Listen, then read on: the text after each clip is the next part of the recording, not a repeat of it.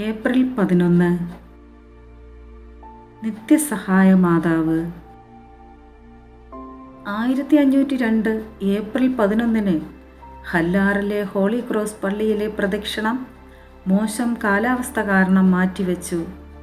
എന്നാൽ പിറ്റേ ദിവസം മാതാവിൻ്റെ വെള്ളവസ്ത്രം ചെളി പറ്റിയതായും പള്ളിക്കകത്തേക്കും പുറത്തേക്കും ചെളി കൊണ്ടുള്ള ഒരു പാത രൂപപ്പെട്ടതായും പുരോഹിതനും മണിയടിക്കുന്ന വ്യക്തിയും കണ്ടു.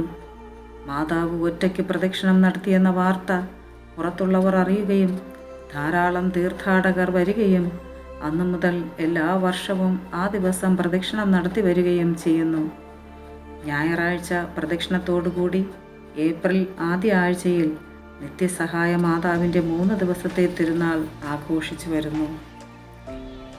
അമ്മേ മാതാവേ, ദേവാലയത്തിൽ പോയി വിശുദ്ധ കുർബാനയിൽ താല്പര്യത്തോടെ പങ്കെടുക്കുവാനും പ്രാർത്ഥനയിൽ സ്ഥിരതയോടെ നിൽക്കുവാനും വേണ്ട കൃപ ഞങ്ങളുടെ മക്കൾക്ക് നൽകി അനുഗ്രഹിക്കണമേ എന്ന് ഞങ്ങൾ അങ്ങയോട് പ്രാർത്ഥിക്കുന്നു.